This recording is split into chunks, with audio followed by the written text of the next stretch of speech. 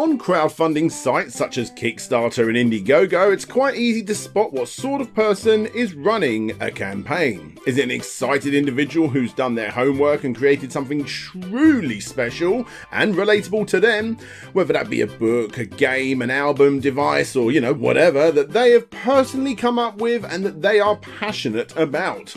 Or is it the businessman that sees the potential of making loads of money and simply just designs something with no prior knowledge or experience in that field, because Kickstarter and Indiegogo are the perfect get-rich-quick websites? Obviously, today I plan to look at the latter. In fact, I plan to look at an Indiegogo project that was designed by an individual who simply saw nothing but green.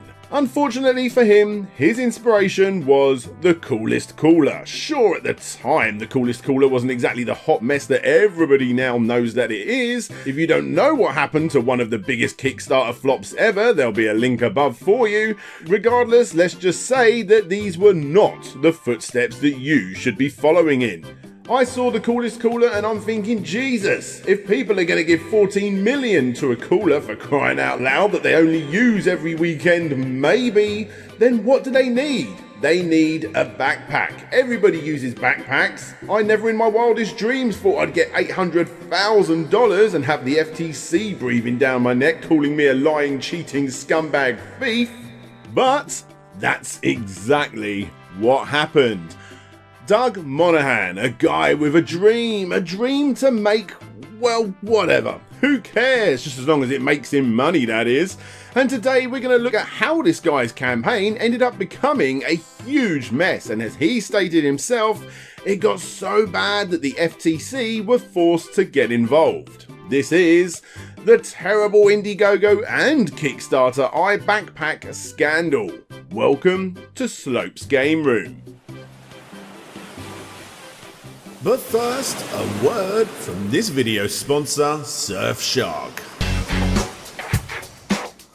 Oh, no. Surfshark isn't what you think it is. It's actually the world's most annoying game of hide and seek, as this super fast and easy to use VPN service drops your computer location to pretty much anywhere in the world that you see fit, leaving your internet provider scratching their head wondering where the hell you just went. In a world where I'm literally not even allowed to leave my house, I can do so digitally in the comfort of my own home, and not only can I do it whilst getting 84% off the total cost of an extra 4 months free using code SLOPESGameRoom in the link below, I can do it with ease, and I can do it knowing that I have a 30-day money-back guarantee to fall back on if it's not for me. I've been using this service for quite some time, mostly to get around annoying websites that block my entrance because of my IP address. Kickscammers probably wouldn't exist if it wasn't for VPNs helping me get around these news sites. Plus, you can use this VPN to get all of the best content from Netflix. I'm from the UK, and I can continue to watch superhero TV shows like Agents of S.H.I.E.L.D., The Flash and Supergirl, and for you Americans, you can watch British shows like Friday Night Dinner, all the Louis Theroux documentaries, and Doctor Who. Never has there been a better time to sign up, not only for the crazy amounts of extra content that will instantly be available to you using your current subscription, but also to make sure that you are staying safe online.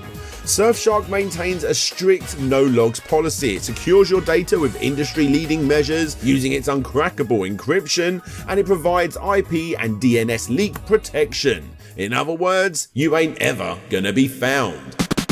One subscription means you can run Surfshark on as many devices as you please. You've got apps for your PC, your Mac, Linux, Android, iOS, Smart TV, Fire TV Stick, Apple TV, Chrome, Firefox, Xbox and PlayStation. You've got 24/7 customer support at your fingertips and strictly no logs. Even Surfshark don't keep your data. So, what are you waiting for? Go and get 84% off plus 4 free months by going to the link below and using code SLOPESGameRoom.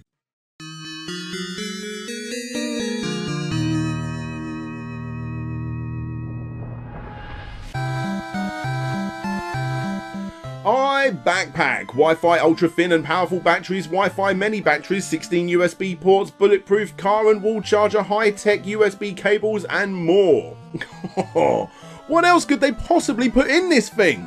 And if you're thinking to yourself, nah, my backpack's good enough, ask yourself this: is your backpack bulletproof?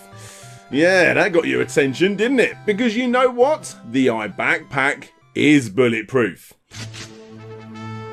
4,031 backers put down a combined total of $720,910. Its goal was only $50,000 and it got past that in a single day.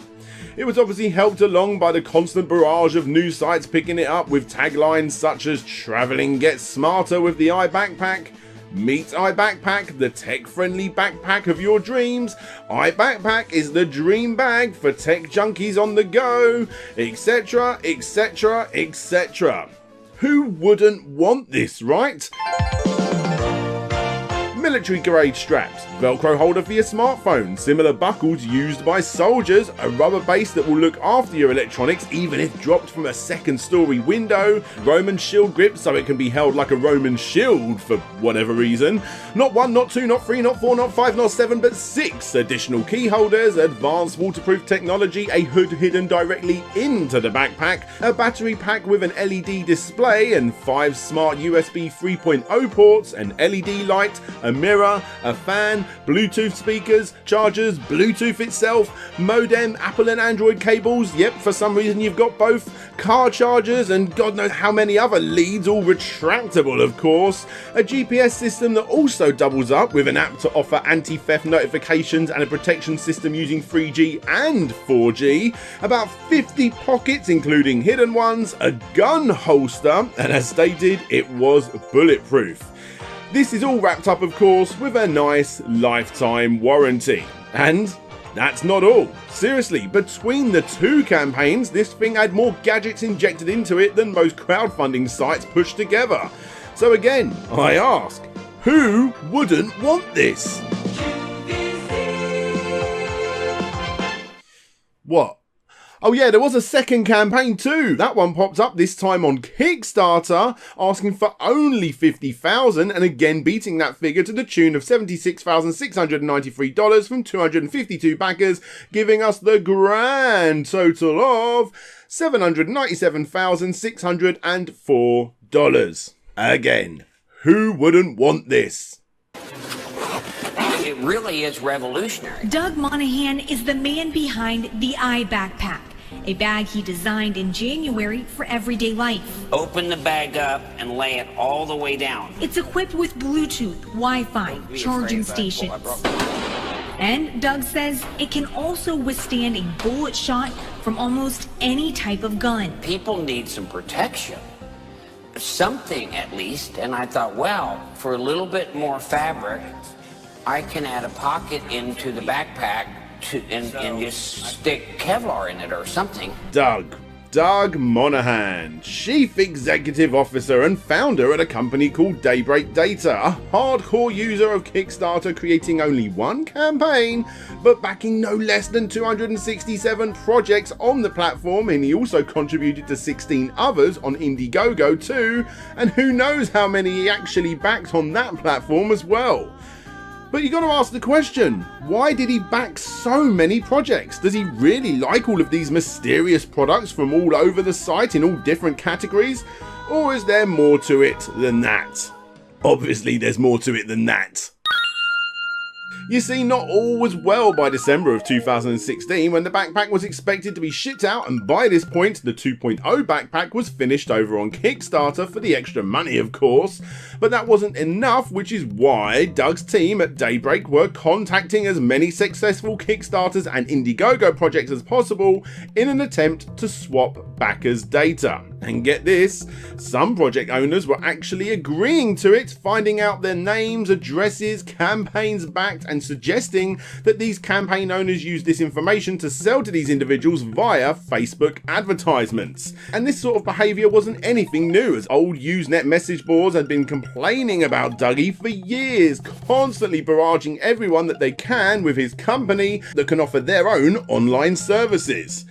He was also the head honcho of another company, more than likely actually the same company but with a different name, where he was found to send out spam emails to companies any companies with information about their crappy websites, whether their websites were crappy or not, and offering to fix them up.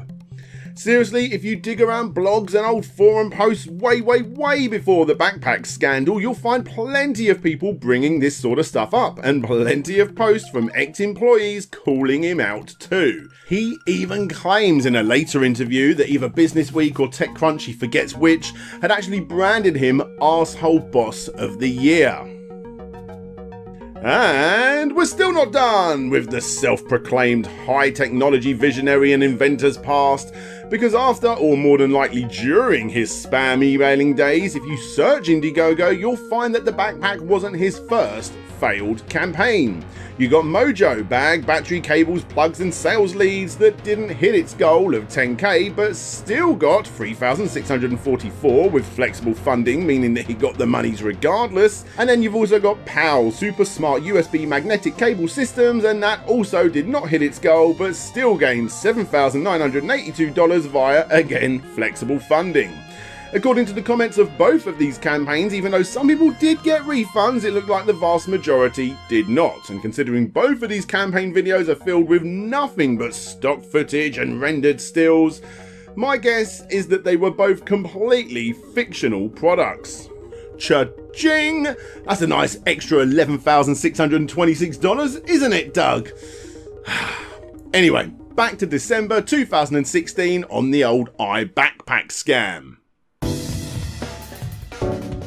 It was at this point that one of the angriest of mobs I've ever seen since the Vega Plus days was formed over on Facebook, and the hardcore investigation into Doug and his crew started to take place. At first it was a public group filled up with angry backers simply wanting answers, but as time moved on and more people got involved, it turned into something much more. Constantly inviting confused backers into their closed community from the comments section of the campaigns, which obviously teased Doug to no end, who constantly saw this group popping up and he desperately wanted in. Reports of him setting up fake accounts in an attempt to gain entry popped up here and there, but every time someone tried to get in, the crew would work out who it was and make a judgment call, and from what I can tell, Doug never made it in, which if you ask me, is incredibly odd. I mean, who knows, maybe he did get in somehow. I did, and I didn't back the thing. Simply getting a friend or colleague to back the campaign and then using their Facebook account to gain access would have been a pretty easy way for Doug, if you ask me, and I doubt that that would have ever been found out. Like I said, I can't be sure if he ever did get in, but if he didn't, that's idiotic, and probably a good thing for Doug.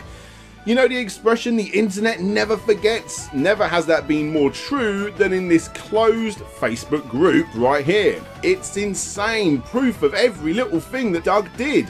Where he lives, where he chose to eat, his car, pictures of his apartments, his phone number, well actually he voluntarily gave that out.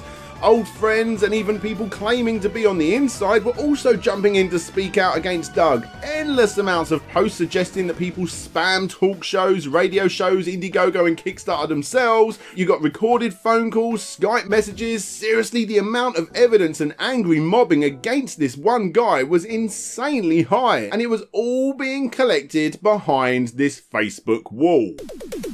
Now obviously I'm not showing off anything in this group, as stated I was a member myself, but my reasoning for joining was to create the video that you're watching right here, and to make sure I was not only getting my facts straight, but to also get the juicy details that were in here by talking to the members of the community. It's all pretty important that I don't randomly start spilling information that these people had spent years collecting, nor do I want to do any of this. But guys, what I will say is, even though I don't agree with anything that Doug done on these particular campaigns, I'm very glad I'm no longer a member of that group. The amount of evidence and stuff that they managed to pull up, it bordered on harassment, in all honesty. Again, when I joined, I explained who I was and why I was here on the Facebook group's questionnaire, and was granted access to all of this information, where I saw the hundreds of posts by backers suggesting that this news site is contacted, and this newsroom is contacted, and this talk show is contacted. Seriously guys, the amount of requests to get the word out there all about Doug, there was hundreds of them. Even the group's own description reads, purpose: to expose the iBackPack fraud, expose Doug, or whatever his real name is, and get our hard-earned money back from this campaign. Now obviously, I can't help with getting this money back. This whole story is over, as you will soon see. I was in the group for the same reason other reporters were in this group too, to get my facts straight directly from the victims of this campaign. Sadly, after posting for help, a certain admin of the group didn't want the video made anymore. And by the way, that's the same person that accepted my invitation to do so in the first place, by the way. And this particular person threatened legal action if I was to use anything from the group, and saw what I was doing as nothing more than benefiting from the victims of this scandal. Just like every other person that's already reported on this story, including some reporters that were actually in this group. It was a barrier that honestly I was not expecting to go up against when reporting on this story myself. You know, the main backer of a group whose purpose is to expose Doug Monahan, not wanting to do that exact thing. And this is why everything has been a bit strange lately, with public videos on my channel being swapped around and all that jazz. But hey, I said I was going to report on this story, and that's exactly what I plan to do. Obviously, I will not be sharing anything from this group as per the admin's request, which was a very heated conversation by the way, including editing the group rules mid-conversation and after I got booted out. It makes me think he didn't want something leaked. Who knows? Regardless, you can find sources to everything that I'm talking about down in the description, and none of them will go back to that group. It's okay. Anyway, enough of all that Facebook drama. Let's get back to Doug. A very agitated Doug by this point, I'll have you know, which obviously spurred on his haters even more. He had little patience for people that didn't see things his way, which is why he had a whole team of people answering backers who had put their name down as beta testers of these bags. However, from time to time, he would give a very sarcastic response himself publicly, especially when people started working out that all of the batteries, leads and fans and God knows whatever else, including the bag itself, were all off-the-shelf products that simply had the iBackPack branding on them. Now sadly, all of these comments, from what I can tell, have been deleted over in the Indiegogo comment section. I actually did Control F searching for them myself, and you know, they're no longer there, so someone has definitely deleted them. I've seen them myself over in that Facebook group, but obviously I can't show them to you. Let's just say he was a very, very angry man. Anyway, angry backers waiting for the backpack full of off-the-shelf products wasn't the only thing that was going wrong by the end of 2016, as any Samsung Galaxy S7 user would tell you.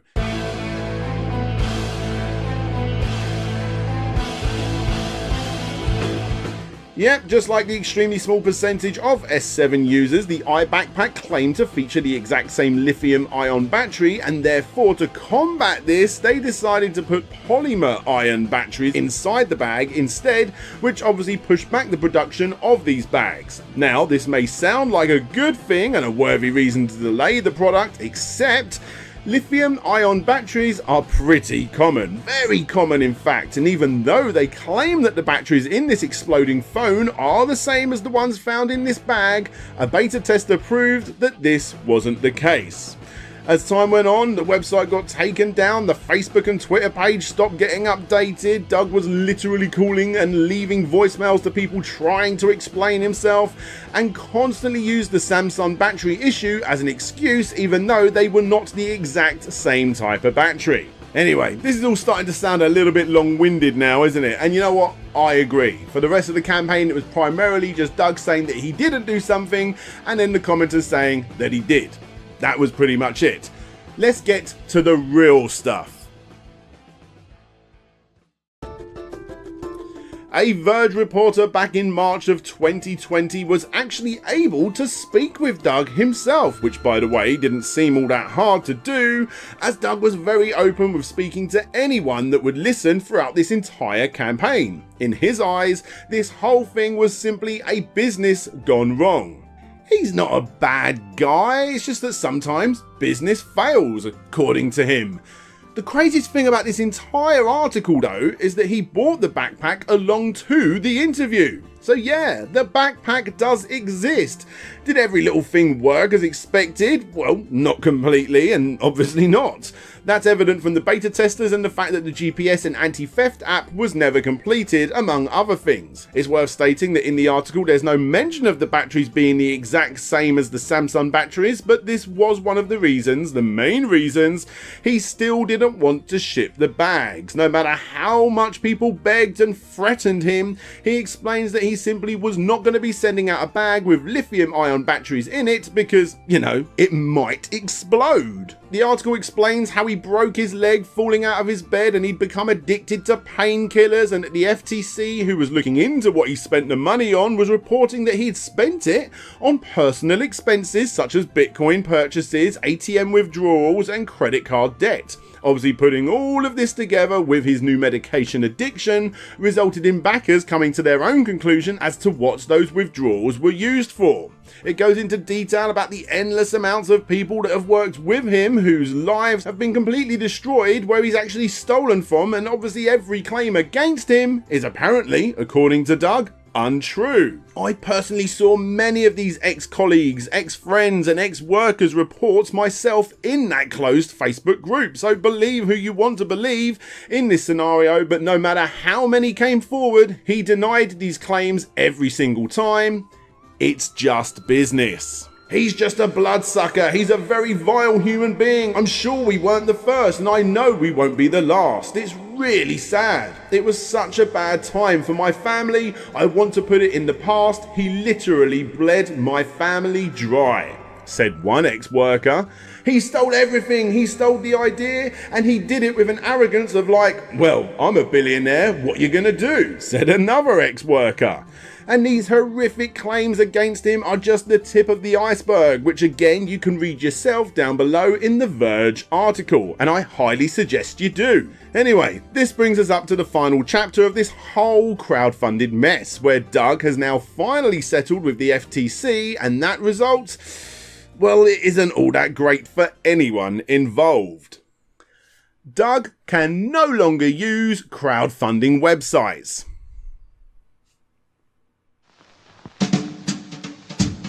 He has stated that he still will provide the backpacks, but the entire $797,502.20 has now been suspended, just so long as Monahan accurately represents his financial status to the agency, which he probably can do quite easily.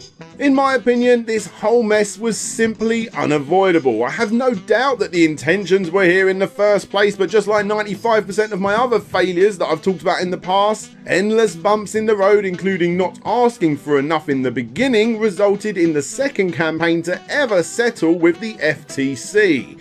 An absolute mess of a campaign, as I'm sure you'll all agree, and one that I'm certain any crowdfunding entrepreneur can learn from. If you are approached to do business with this guy, don't.